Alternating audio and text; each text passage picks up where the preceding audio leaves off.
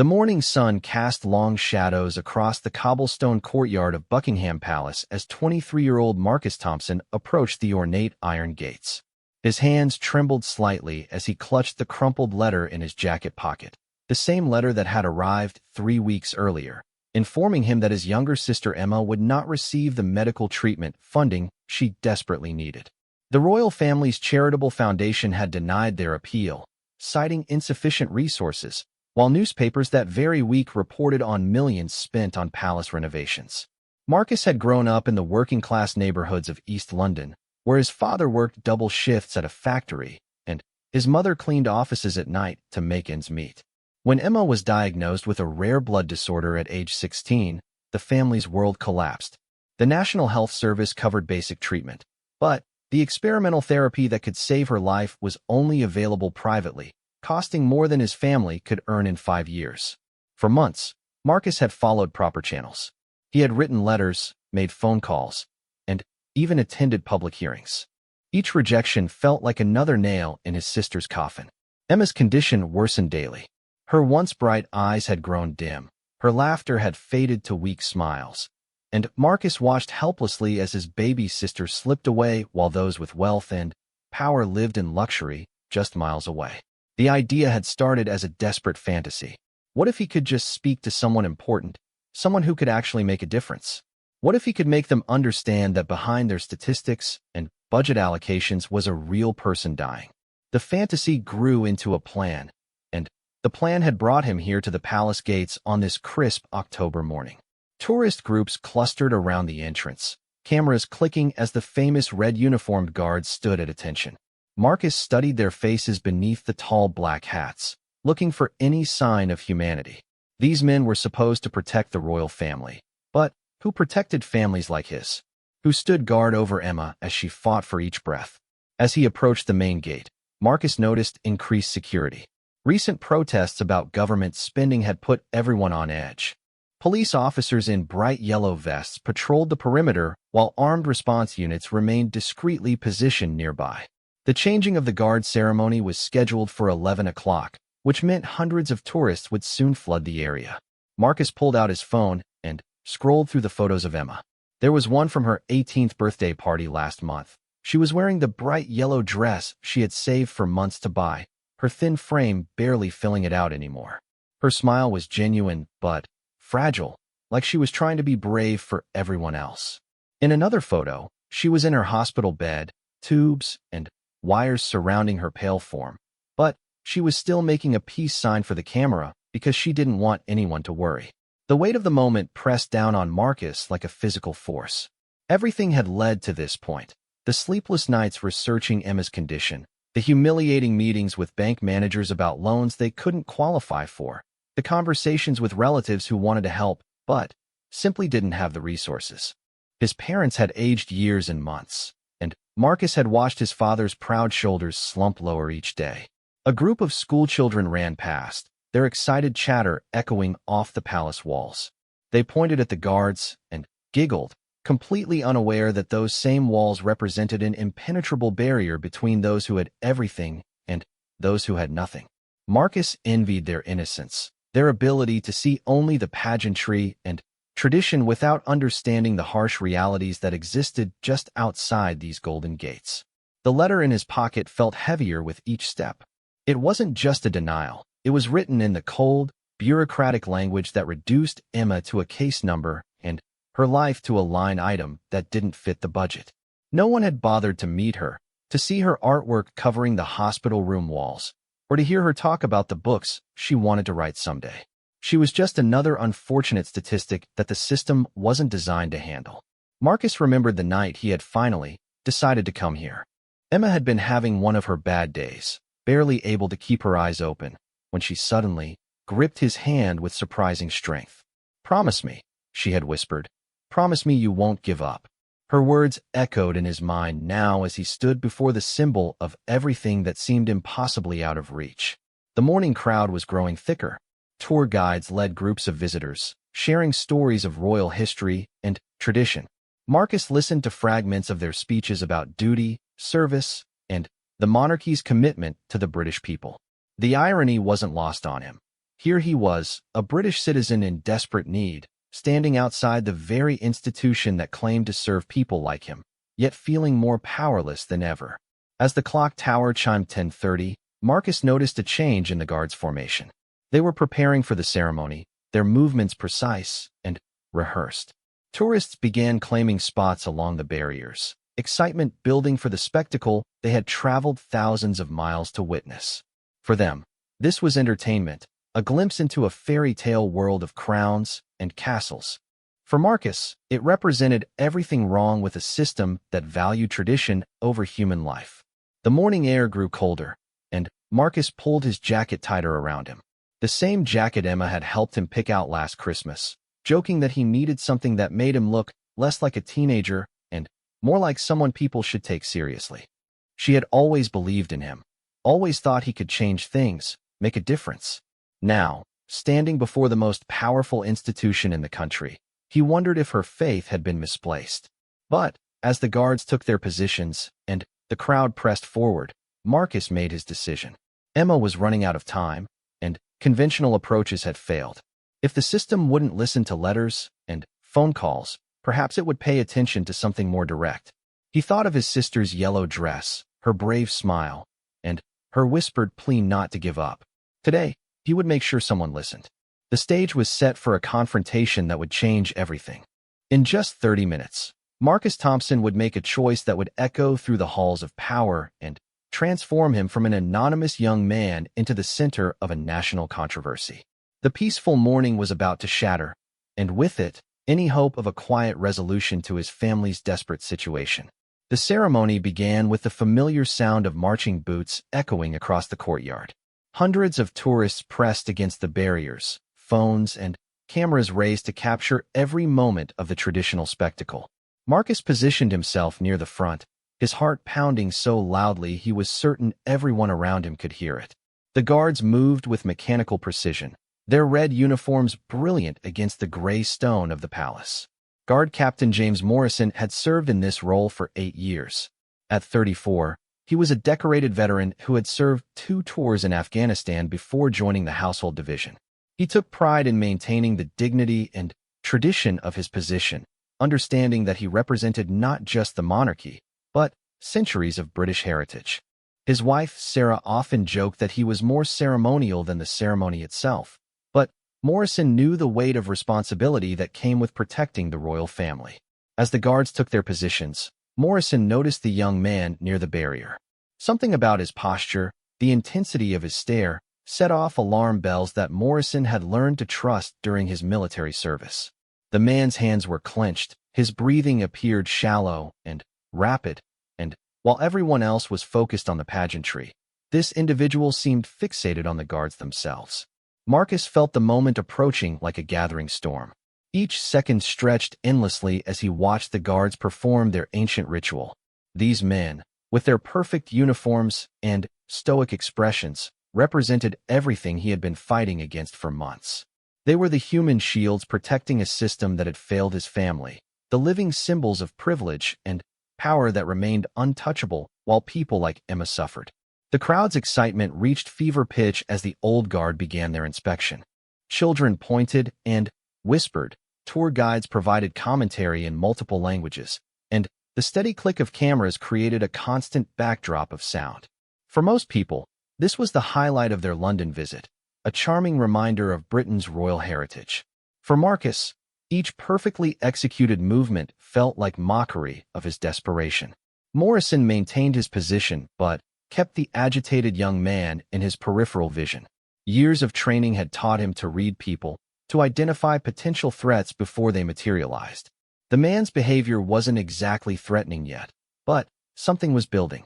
Morrison had seen the same look on insurgents' faces moments before they acted, a mixture of desperation, determination, and barely contained fury. As the ceremony progressed, Marcus's thoughts drifted to the conversation he'd had with Emma just 3 days earlier. She had been admitted to the hospital again, her condition deteriorating faster than the doctors had predicted. "I'm scared, Marcus," she had whispered, her voice barely audible over the beeping of the machines. Not of dying, but of never getting to live. Those words had shattered something inside him. transforming his anger into something more dangerous. The tourists around Marcus chattered excitedly about the guards' uniforms, the history of the palace, and their plans for the rest of the day. Their casual conversations about afternoon tea and souvenir shopping felt surreal against the backdrop of his sister's fight for survival. These people could return to their comfortable lives after their London vacation, while Marcus would go back to watching Emma slowly fade away, powerless to save her. Morrison noticed the young man's breathing becoming more erratic. His training kicked in, and he began mentally calculating distances and response times. The barriers would slow the man down if he tried to rush forward, but determined individuals could still pose a threat. Morrison discreetly signaled to his colleague, Guard Thompson, using hand signals that civilians wouldn't recognize, but that would alert the team to potential trouble. The moment came without warning. As the new guard moved into formation, Marcus suddenly vaulted over the barrier with surprising agility. The crowd's excited murmur turned to gasps and screams as he sprinted across the courtyard, his voice breaking as he shouted, "You have to listen to me. My sister is dying. You have millions for renovations, but nothing for her life." Morrison reacted instantly, his military training overriding 8 years of ceremonial duty. He stepped forward to intercept Marcus, his rifle still in ceremonial position, but his body language shifting into combat readiness. "Stop right there," Morrison commanded, his voice cutting through the chaos with military authority. "Do not come any closer." But Marcus was beyond hearing warnings or considering consequences. Months of frustrated desperation had built to this moment, and seeing Morrison's stern, unmovable expression only fueled his rage. "She's 18 years old," Marcus screamed, continuing his charge toward the guard. 18. And you people spend millions on parties while she dies." The collision was inevitable. Marcus reached Morrison just as backup guards converged on their position. In his emotional state, Marcus swung wildly at Morrison, his fist connecting with the guard's jaw before Morrison could fully react. The blow wasn't particularly powerful, but striking a royal guard was an act that crossed every line of acceptable behavior. Morrison's response was immediate and overwhelming. His military training took complete control, and he drove the butt of his rifle into Marcus's solar plexus with calculated force. Marcus doubled over, the air driven from his lungs, before Morrison followed up with a knee strike that sent the young man crashing to the cobblestones. The crowd erupted in chaos. Children began crying, tourists screamed and scattered, and cameras captured every moment of violence that would soon be broadcast around the world.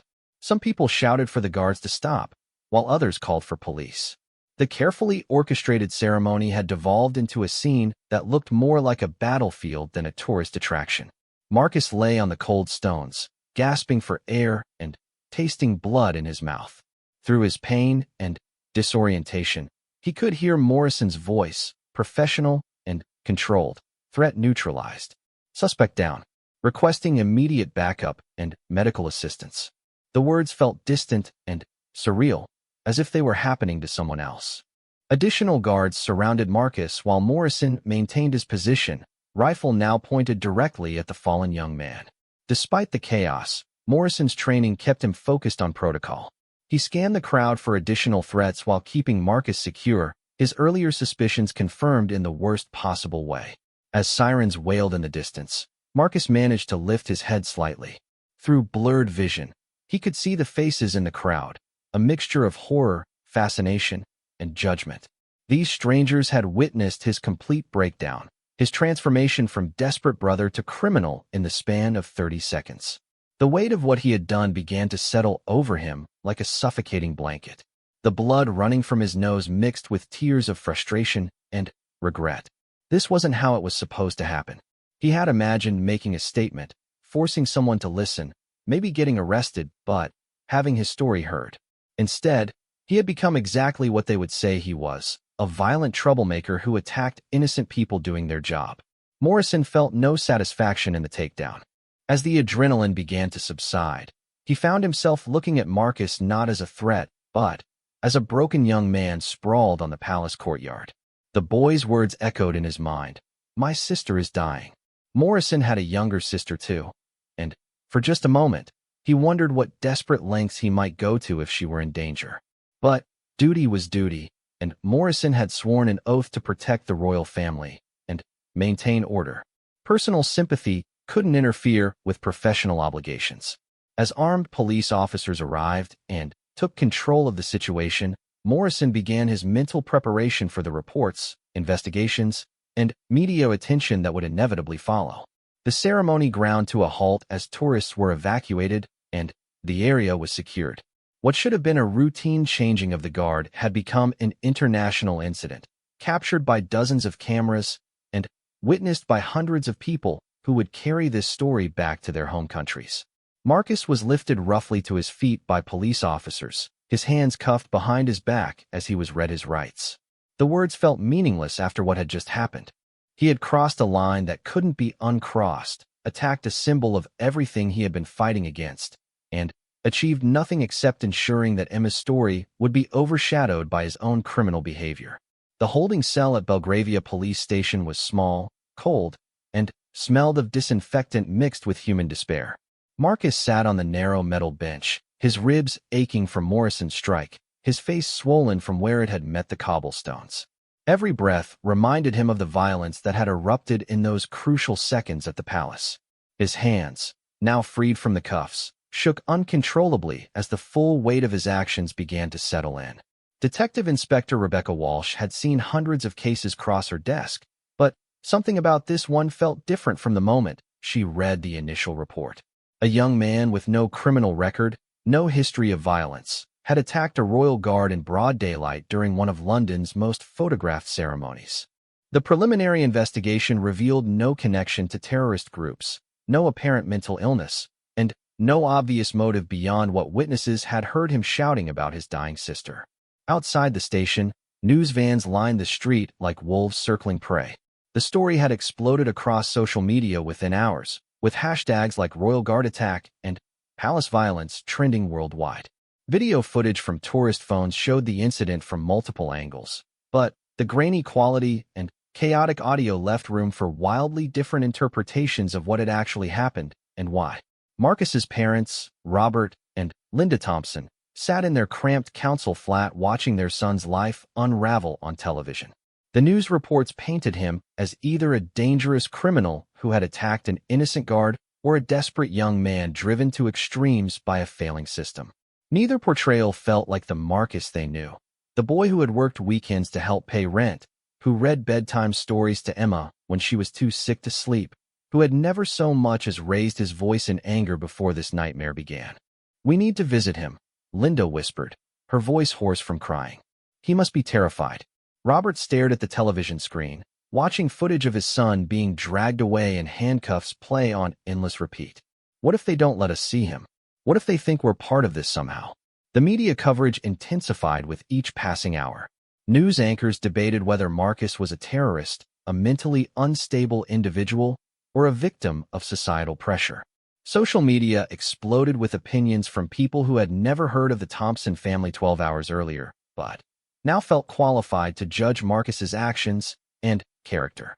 The story had taken on a life of its own, completely divorced from the reality of a brother desperate to save his sister. Detective Inspector Walsh entered the interview room carrying Marcus's file, which had grown surprisingly thick in just a few hours. The investigation had revealed a complex picture of a young man who had exhausted every legal avenue available to him. Letters to members of parliament, applications to multiple charities, requests for media attention, all documented, all denied or ignored. "Marcus Thompson," Walsh began, setting the file on the metal table between them. "Do you understand why you're here?"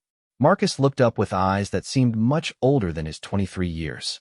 "I hit a guard. I know what I did." His voice was barely above a whisper, hoarse from shouting and thick with regret. "You did more than hit him," Walsh continued. "You assaulted a royal guard during a public ceremony, terrorized hundreds of tourists, and created a security incident that required the response of armed police units. Do you comprehend the seriousness of these charges?" The weight of his actions pressed down on Marcus like a physical force. "Yes," he managed. "I know I messed up everything." Walsh had expected defiance, justification, or perhaps mental instability. Instead, she found a broken young man who seemed to fully understand the magnitude of his mistake. She opened the file and began reading from witness statements, each one painting Marcus as either a dangerous attacker or a desperate individual who had snapped under pressure. "Tell me about Emma," Walsh said suddenly, changing tactics. She had learned that sometimes the truth emerged from unexpected angles, and something about Marcus's demeanor suggested there was more to this story than a simple assault case. The mention of his sister's name caused Marcus to look up sharply, hope and fear warring across his features. "Is she okay? Has anyone told her what happened?" "She doesn't watch the news much, but if someone at the hospital said something." "She's in hospital right now, being cared for," Walsh confirmed. "But, Marcus, I need you to help me understand what led to today. Because looking at your record, this doesn't make sense. You've never even received a parking ticket, and suddenly, you're attacking guards at Buckingham Palace." For the next 2 hours, Marcus told his story. He explained Emma's diagnosis, the family's financial struggles, and the endless rejections from institutions that seemed to have unlimited money for everything except saving lives. Walsh listened without interruption, taking notes, and occasionally asking for clarification. The picture that emerged was of a system that had failed not through malice, but through bureaucratic indifference. Meanwhile, Guard Captain Morrison was giving his own statement in another part of the building. His account was precise and professional, focusing on the security threat Marcus had posed and the appropriate response he had implemented. But, privately, Morrison couldn't shake the image of Marcus's desperate face or the raw anguish in his voice as he screamed about his dying sister. "Did the suspect say anything to you directly during the incident?" the investigating officer asked. Morrison paused, remembering Marcus's words about his sister, about having millions for renovations, but nothing for a life. He mentioned his sister was dying, said something about renovation costs versus medical funding. But he was clearly agitated and not thinking clearly. The officer made notes without looking up. "And your response was proportional to the threat level?" "Absolutely," Morrison replied automatically, though something in his tone suggested the answer wasn't as straightforward as it sounded. News of Marcus's motive began leaking to the media by evening. Emma's story became public knowledge when a hospital worker recognized the Thompson name from news reports and contacted a journalist. Suddenly, the narrative shifted from violent criminal attacks guard to desperate brother's tragic plea for dying sister. The complexity of the situation made for compelling television, with panels of experts debating whether Marcus was a victim or perpetrator. Social media reactions split along predictable lines. Some called Marcus a hero who had finally taken action against an indifferent system. Others branded him a criminal who had endangered innocent people and desecrated a cherished British tradition. The hashtag Emma Thompson began trending alongside the others, with people sharing stories of their own battles with medical bureaucracy and fundraising appeals. Dr. Sarah Chun, Emma's primary physician at Great Ormond Street Hospital, watched the news coverage with growing unease. She had tried to help the Thompson family navigate the complex world of experimental treatments and funding applications, but the system was designed for institutions, not individual cases. Emma's condition was deteriorating rapidly, and the publicity surrounding her brother's arrest was adding stress that her fragile condition couldn't handle. "She keeps asking about Marcus," Dr. Chun told the family during their evening visit. "She knows something's wrong but doesn't understand what." The additional stress could accelerate her decline. Linda Thompson felt her world crumbling from every direction.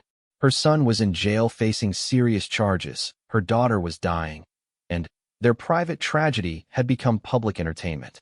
"Can we keep the news from her? At least until Marcus is released." "She's 18, Dr. Chun replied gently. "We can't control what she hears from other patients or staff. And, honestly, she's stronger than you might think. She's been asking to watch the news, which suggests she already suspects something." Back at the police station, Walsh concluded her interview with Marcus as evening settled over London. The young man's story had been consistent, detailed, and heartbreaking. Every document he had mentioned checked out: the medical records, the funding denials, the desperate letters to officials who never responded. His actions were wrong, but his motivations were painfully understandable.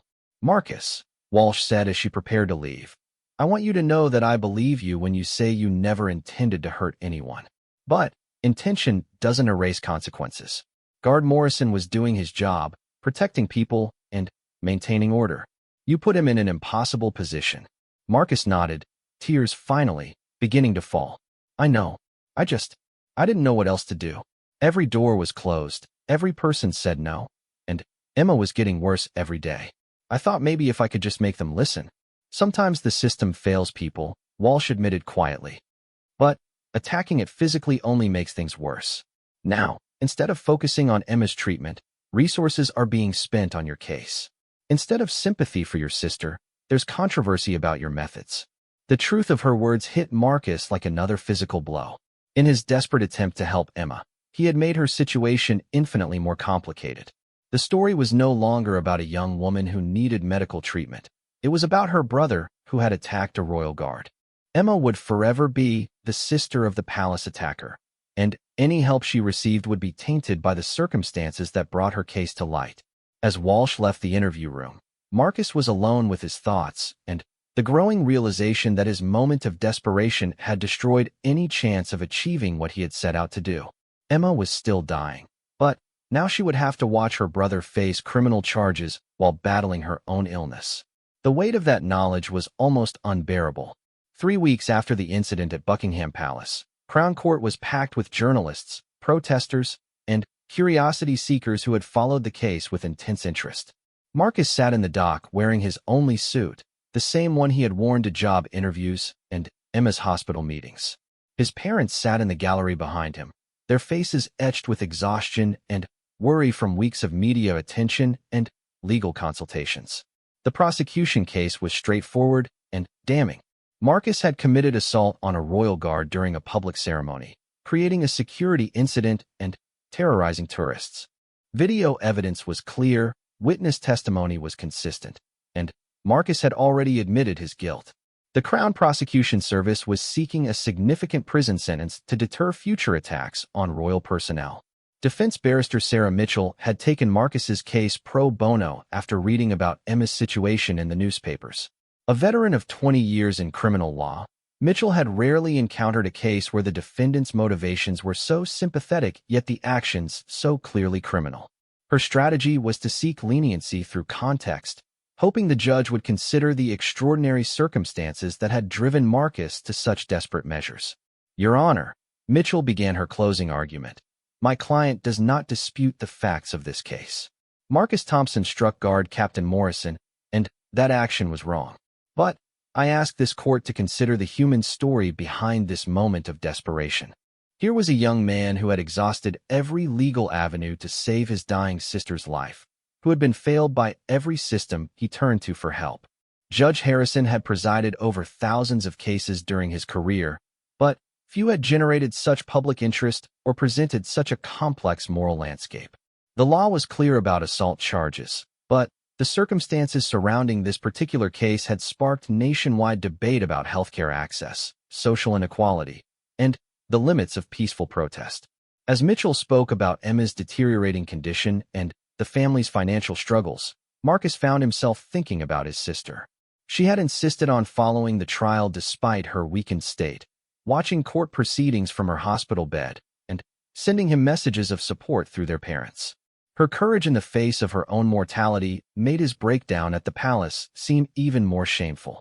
Guard Captain Morrison sat in the witness section, still conflicted about his role in the case.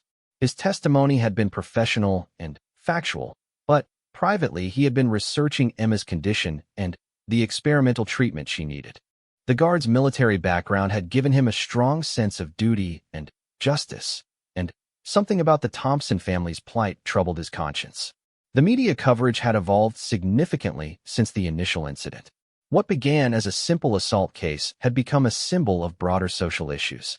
Fundraising campaigns for Emma's treatment had raised substantial amounts, but the money came with complicated emotions for the Thompson family. They needed the help desperately, but accepting it felt like profiting from Marcus's criminal behavior.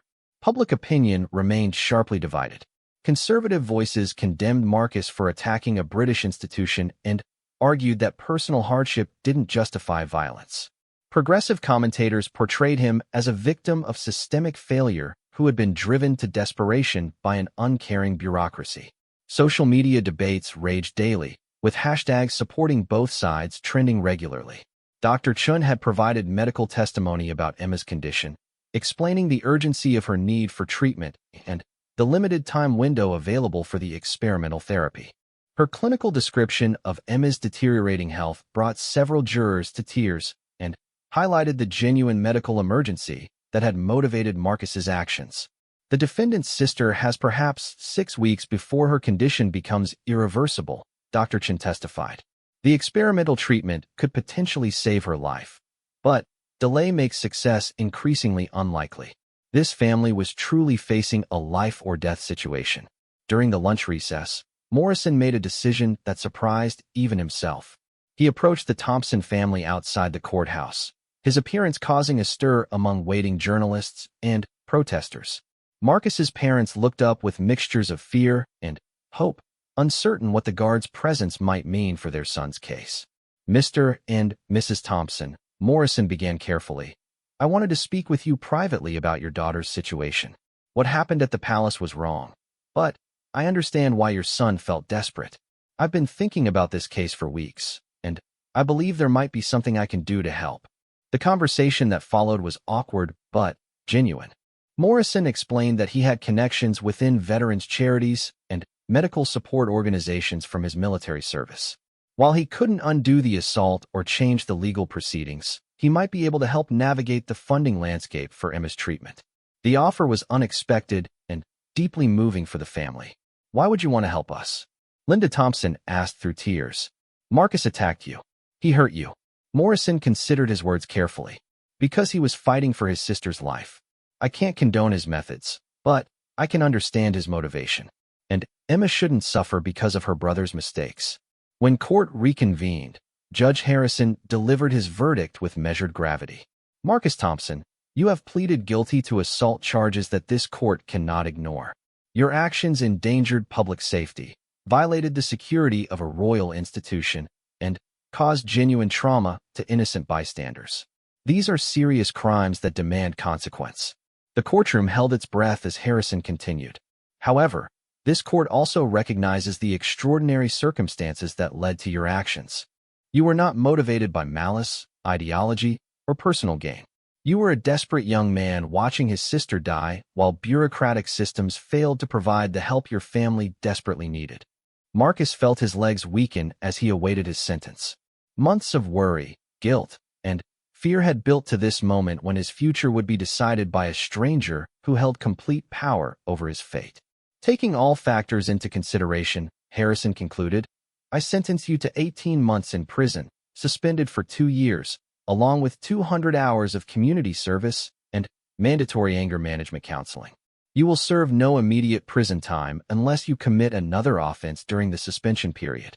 The reaction was immediate and explosive. Marcus collapsed into his chair with relief while his parents wept openly in the gallery. Protesters outside had mixed reactions, with some calling the sentence too lenient and others arguing it was still too harsh given the circumstances. Legal experts would debate the precedent for months to come. In her hospital room, Emma watched the verdict announcement with tears streaming down her face. The fundraising campaign had raised enough money to begin her treatment, though the publicity around Marcus's case had complicated every aspect of their lives. She was proud of her brother for fighting for her, but heartbroken that his love had led him to such a dark place. Morrison's intervention proved crucial in the weeks following the trial. His contacts helped streamline Emma's treatment funding, cutting through bureaucratic red tape that might have delayed her care for months. The experimental therapy began within days of Marcus beginning his community service, working with homeless veterans in a program Morrison had recommended. The story's conclusion was neither the tragic disaster Marcus had feared nor the triumphant victory Emma's supporters had hoped for. Marcus avoided prison, but carried the permanent burden of a criminal conviction. Emma began treatment that offered hope, but no guarantees. The family remained together, but forever changed by their ordeal. 6 months later, Marcus stood outside the same hospital where Emma had spent so many difficult weeks. She was responding well to treatment. Her condition stabilized enough for her to return home and begin planning for a future that had seemed impossible a year earlier. The experimental therapy was working, slowly but measurably improving her blood counts and overall health. "I'm sorry I put you through all of this," Marcus said during one of their walks around the hospital gardens. "I never meant for our problems to become everyone else's entertainment." Emma took his arm, her strength returning gradually each day. "You fought for me when no one else would. Yes, you made mistakes, but you also saved my life." The fundraising, the attention to healthcare funding issues, Morrison's help, none of that would have happened without your actions at the palace. Their relationship with Morrison had evolved into an unlikely friendship. The guard visited regularly, bringing books and updates about his own family. He had used his experience with the Thompson case to advocate for better veteran healthcare support, turning the incident into a catalyst for positive change within his own community. The broader impact of Marcus's assault continued to reverberate through British society. Healthcare access debates became more prominent in political discourse. The royal family's charitable foundation reviewed its funding criteria and appeal processes. Emma's case became a symbol for thousands of families struggling with similar medical emergencies and systemic indifference. Marcus completed his community service working with organizations that helped families navigate medical funding applications. His criminal conviction made certain career paths impossible, but he found purpose in helping others avoid the desperation that had driven him to attack Morrison. His anger management counseling had evolved into peer support work, sharing his story as a cautionary tale about how quickly circumstances could spiral beyond control. The Thompson family never fully recovered from their ordeal, but they rebuilt their lives around new realities. Marcus learned to live with the consequences of his actions while finding meaning in helping others. Emma regained her health, but carried the knowledge that her life had been saved through her brother's sacrifice of his own future. Their parents aged years and months, but watched their children emerge stronger from their shared trauma. Morrison returned to his duties at Buckingham Palace, but his perspective on his role had fundamentally changed. He understood more clearly that the traditions he protected existed within a complex society where desperate people sometimes made terrible choices for understandable reasons. His experience with the Thompson family had humanized his service in ways his military training never could. The palace incident became a case study in law schools, sociology courses, and public policy programs. Experts analyzed the intersection of personal desperation and institutional failure, the limits of peaceful protest, and the unintended consequences of dramatic actions. Marcus's story joined the canon of cases that illustrated how individual tragedies could expose broader systemic problems. Years later, when Emma graduated from university with a degree in social work and Marcus had established a nonprofit helping families navigate medical crises, they would sometimes discuss that terrible morning at Buckingham Palace. They never glorified what had happened or suggested that violence was justified, but they recognized that their lives had been fundamentally shaped by 30 seconds of desperation that changed everything. The true measure of Marcus's actions wasn't found in legal judgments or media coverage, but in the thousands of families who received help through improved funding processes, the veterans who got better healthcare support through Morrison's advocacy, and the siblings who learned from Marcus's mistakes to find better ways to fight for the people they loved. His assault on a royal guard remained wrong, but its aftermath had rippled outward in ways that created genuine positive change in an imperfect world.